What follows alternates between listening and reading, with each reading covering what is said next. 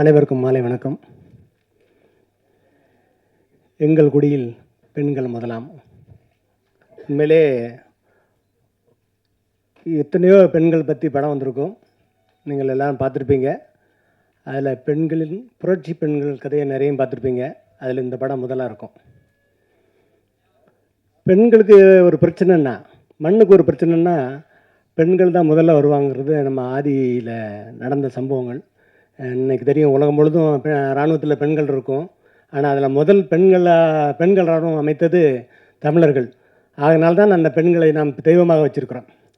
அதை சொல்லுவாங்க, அகம் சரியாக இருந்தால் புறம் சரியாக இருக்கும். நான் அகங்கிறது பெண், புறங்கிறது ஆண். அதனால தான் நம்ம பெண்களை ஊருக்கு நடுவில் தெய்வமாக அம்மனாக வச்சுருக்குறோம். அது அது மாதிரி ஆணை நம்ம ஊருக்கு வெளியில் வச்சுருப்போம். அப்போ ஊர் நல்லா இருக்கணும், அந்த உலகம் நல்லா இருக்கணும்னாக்க பெண்களை தான் நம்ம போற்றணும், பெண்களுடைய வலிமையை உலகத்துக்கு காட்டணும். அப்படிங்கிறது தான் இந்த கதை அவர் சொல்லியிருக்காரு. அது ரத்தமும் சதையமாக சொல்லியிருக்கிற ஒரு கதையும் கூட. எங்கள் ஊரில் ஒரு சாமி உண்டு, அவங்க நிறைய தெரியும், உங்களுக்கும் தெரிஞ்சிருக்கும். ஊருக்கு பெண்கள் தெய்வம் இருக்கும். உலகத்தில் வேறு எங்கேயும் கிடையாது. பெண்களை அடிமையாக தான் வச்சுருந்த சமூகம் தான் உலகம் முழுதும். பெண்களை தெய்வமாக்கி உயர்வாக வச்சுருந்த ஒரே சமூகம் தமிழ்குடி தான். அதனால தான் நம்ம ஊருக்கு தெய்வம் வச்சுருக்கிறோம். வேறு எங்கேயும் நீங்கள் பார்க்க இருக்காது. அதில் எங்கள் ஊர் பக்கம்லாம் நிறைய தெய்வங்கள். அது ஆணவ கொலையால் கொல்லப்பட்டால் கூட நம்ம அந்த மனசாட்சி உறுத்ததுக்கு அப்புறம் அந்த பெண்ணை தெய்வமாக கும்பிடுவாங்க. ஒரு உதாரணத்துக்கு பேச்சியம்மை, அது ஆணவ கொலை செய்யப்பட்ட பெண்ணு, அதனால் அவளை தெய்வமாக்கினாங்க. அதே மாதிரி எசுக்கியம்மா, அது எசுக்கியம்மா என்ன எப்படி தெரியும் இல்லையா, அவள் ஊரை பழி வாங்குறா, கை குழந்தையோட ஊரை பழி வாங்குறா. அவளை முதல்ல பழி வாங்கினது அது நம்ம சாதியை குறிப்பிட விரும்பல. ஆனாலும் இது தேவைப்படுது. ஏன்னா இங்கே எல்லாருமே அந்த சாதியை சுற்றி தான் அரசியல் தாண்டி இருக்குது. அது ஒரு பார்ப்பனர். அதுக்கப்புறம் அவளுக்கு ஒரு கோயில், அதுக்கு என்ன பண்ணுறான், அவளை சாந்தப்படுத்தணும். உடனே அவளுக்கு ஒரு கோயில் கட்டுறாங்க. அந்த வழியில் தான் கண்ணகியும் கூட. அப்போ இங்கே எல்லாமே என்ன பண்ணுது, புரட்சியாக இருந்தது பூராமே பெண்கள். அது உலகத்தில் எங்கேயும் இல்லை, தமிழ்நாட்டில் மட்டும்தான் இருந்தது. இப்போ அந்த பெண்களை கொண்டாடுறோம்னா இழிவுபடுத்திருக்கிறானுங்க, எல்லாரும் இழிவுபடுத்திருக்கிறான். ஏன்னா நீ பெண்களை அப்படி வச்சுருந்தா, நீ பெண்களை இப்படி வச்சுருந்தா, பெண்களை உன் காலுக்களை வச்சுருந்தா, மயிர்களை வச்சுருந்தா, எல்லாம் இழிவுபடுத்திருக்கானுங்க. அதை இத்தனை ஆண்டு காலில் உயர்வுபடுத்துகிற ஒரே ஆள் அண்ணன் சீமான். அவன் தேடி தேடி தேடி தேடி அவர் வேர்களை தேடி ஒவ்வொரு பெண்களை கொண்டு இப்படி நம்ம சமூகம் இருந்திருக்கிறா அப்படின்னு கொண்டு வச்சா, இன்னைக்கு புதுசாக வரவங்களாம் அதே பண்ணி இதாண்ட அரசியல் அப்படிங்கிறது அண்ணனுக்கே பாடம் எடுக்கிறான். எப்போவுமே அண்ணன், நம்ம இந்த சினிமா தான் சொல்லணும், இருந்தாலும் அண்ணன் சினிமா தானே. அண்ணன் எங்கள் எல்லாத்தையுமே தம்பி மாதிரியே கடிந்து கொள்வார். திராவிடன் வரும்போது பார்த்திங்கன்னா அண்ணன் நரம்பு புட்டைக்க எல்லாத்தையும் பேசுவாப்பில்ல, தத்துவங்களை தாங்கி நிற்கிற தலைவன் இல்லையா.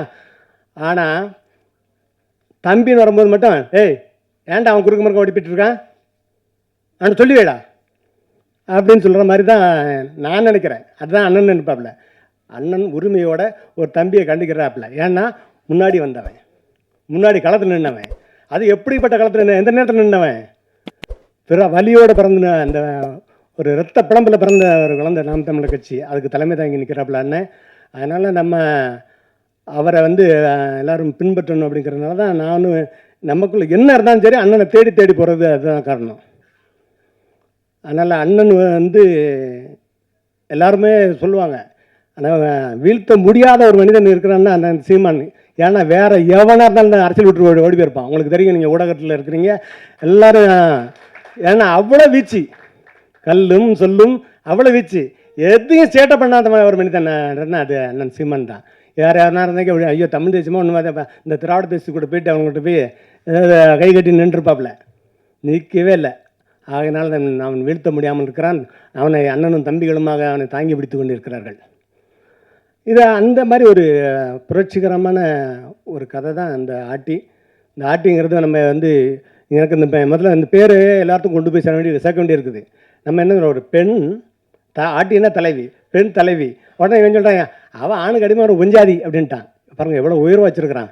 பெண் ஆட்டி, பெண் தலைவி, ஆட்டிங்கிறது தலைவி. அதுதான் ஆட்சின்னு ஆட்சி அப்படி தான் நம்ம எல்லாம் அப்படியே பண்ணுறோம்.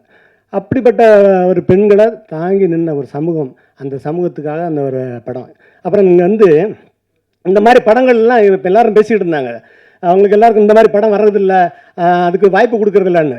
வாய்ப்பு கொடுத்து அந்த ப்ரொடியூசருக்கு ரோட்டில் போய் நிற்கிறதுக்கா? இங்கே ஒரு சுவர் இருக்குது தெரியுமா? ஒரு சுவர் இருக்குது. என்ன சுவர்? ரெட் ஜெயின் ஒரு சுவர் வச்சுட்டு இருக்குது. அந்த சுவர் அத்தனை சின்ன படங்களையும் காவங்குது. இன்னைக்கு இந்த தயாரிப்பாளர் சங்கம்னு ஒன்று இருக்குது. இது கேட்க முடியுமா?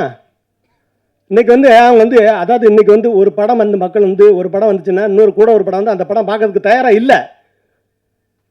அப்போ என்ன பண்ண, இந்த மாதிரி படங்கள்லாம் எல்லாரும் இந்த திருவிழா நாட்கள், இந்த பண்டிகை நாட்கள், அது தொடர்ந்து விடுமுறை வர நாட்களில் தான் இந்த படத்தை வெளியிடணும். ஆனால் அன்னைக்கு தான் என்ன பண்ணியிருக்கிறான் உஷாரா, அன்னைக்கு தான் அவ்வளோ அந்த பெரிய பெரிய படங்கள் எடுத்துகிட்டு 1000 தேட்டருக்குன்னா 1000 தேட்டரும் பிடிச்சி வச்சிடறான். அதுக்கப்புறம் என்ன பண்ணான்னா 4 வாரத்துக்கு அதுக்கப்புறம் சினிமா பார்க்க வரமாட்டான். ஏன்னா ஃபுல் படத்தையும் இதில் செலவு பண்ணிடுறான். நீங்கள் கடைசியாக அத்தனை படத்தையும் பாருங்கள். இப்போ ஐயா ரஜினிகாந்த் நடித்த அத்தனை படத்தையும் பாருங்கள். அவ்வளோ தான் தேட்டர் எடுத்திருப்பாங்க. கூட வந்த படம் எதாவது தெரியுமா? இல்லை அதுக்கப்புறம் வந்த படம் தெரியுமா? அதுக்கு முன்னாடி வந்த படம் தெரியுமா? யாருக்கும் தெரியாது. நல்ல படங்கள் இருக்குமா இல்லையா? இல்லை, எவ்வளோ கஷ்டமான ஒரு இது இருக்குது. அப்புறம் இந்த கஷ்டமான நல்ல படங்களை எப்படி கொண்டு வருவாங்க? அதாவது எப்பவுமே ஒரு ஓட்ட பந்தயம் என்னன்னா 10 பேருக்கு ஓட விட்டு தானே நீங்கள் பார்க்கணும். எவன் முதல்ல வரான், எவன் 2வது வரான்ட்டு.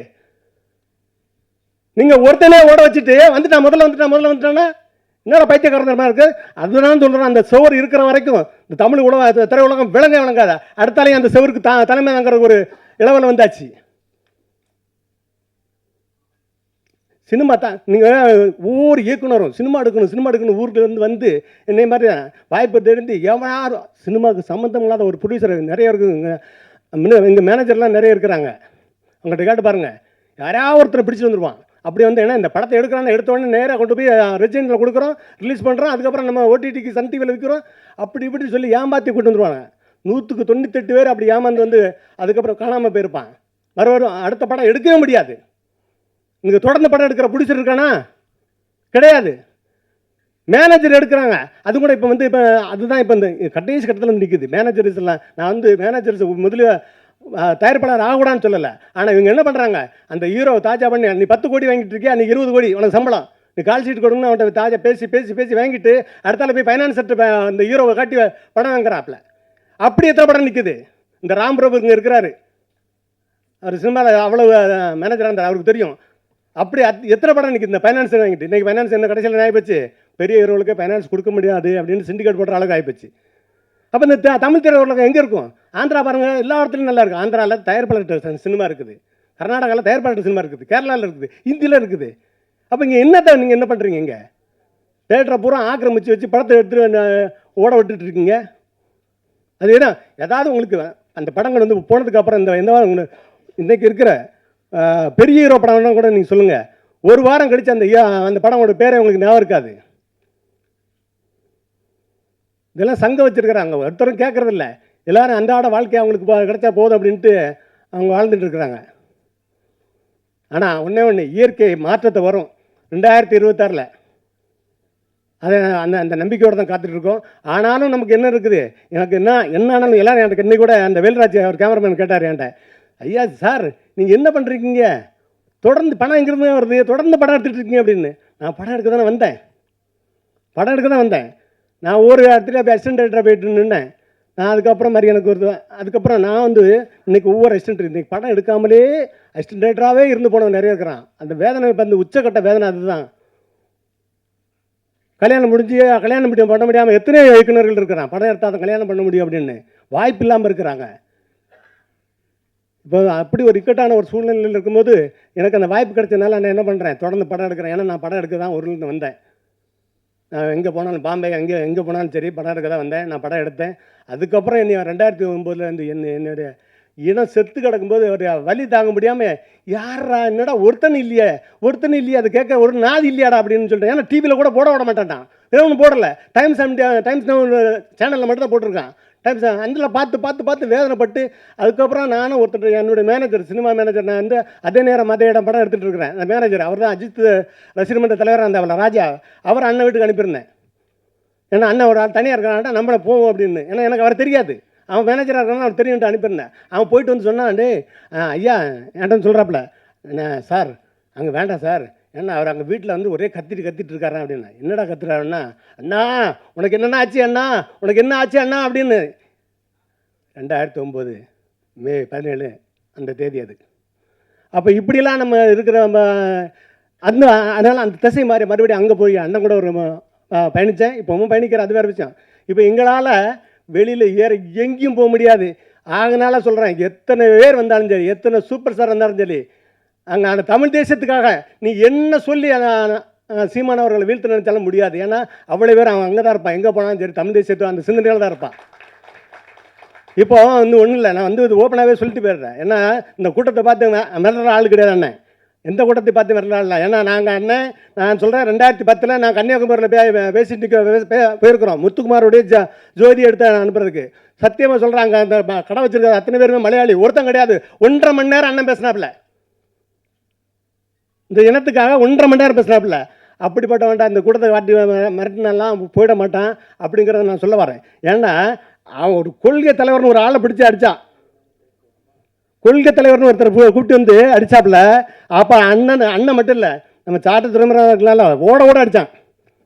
ஓட அடித்த உடனே என்ன பண்ணிட்டான் திரும்ப டக்குன்னு, அதாவது உங்களுக்கெல்லாம் தெரிஞ்சிருக்கும், ஐயா ரஜினிகாந்த் அவர்கள் ஒரு படம் எடுத்தார், பாபா படம் எடுத்த உடனே பாமக என்னெல்லாம் பண்ணிச்சுன்னு உங்களுக்கு தெரியும். அந்த ரீலெல்லாம் வயலுக்குள்ளே ஓட விட்டுறாங்க. அதுக்கப்புறம் அவர் என்ன நினச்சாங்கன்னு தெரியுமா, சினிமாவில் வந்து அவர் நிஜமாவே இது வந்து நடந்தது எல்லாருக்கும் தெரியும், நீங்கள் பத்திரிகையாளர் இருக்கிறீங்க. இப்போ வந்து இனிமேல் சினிமாவில் இப்போ நம்ம என்ன பண்ணுறது அப்படின்னு அவர் கொஞ்சம் பயந்துட்டார். பயந்த உடனே எல்லாரும் போய் சொல்லியிருக்காங்க, நீ வந்து சிவாஜி கணேசன் வீட்டில் போய் அவங்க ஃபிலிமில் அவங்க கம்பெனி பேரில் அந்த படத்தை தயாரிங்க அப்படின்னு சொல்லியிருக்காங்க. அடுத்த படம் அவர் சிவாஜி ஃபிலிம்ஸில் நடித்தார்.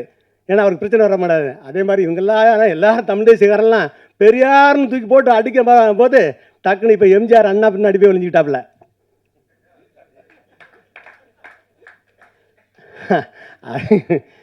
அப்போ தான் அது வடிவேல் சொன்ன மாதிரி தான் இருக்குது, நீ எங்கே படம் விட மாட்டேன்டா அப்படின்னு. அதனால் அவன் மூத்தவன், அவன் தத்துவமாக நிற்கிறான். நீ தலைவர்கள் பின்னாடி நிற்கிற, அவன் தத்துவத்துக்கு பின்னாடி நிற்கிறான். அதை யோசித்து தான் எல்லாம் நடந்துக்கிறது நல்லது. ஏன்னா நீங்கள் வந்து கூட்டங்கள் எதையுமே தீர்மானிச்சிடாது. சரி, நம்ம சினிமா பற்றி தான் பேசணும், என் அண்ணன் பேசுவாப்புல. அதனால் இதோடு முடித்துக்கிறேன். இந்த படம் உறுதியாக தமிழ் இனத்துக்கான படம், தமிழ் பெண் இனத்துக்கான படம், தமிழர்களை பெருமைப்படுத்துவதற்கான படம்.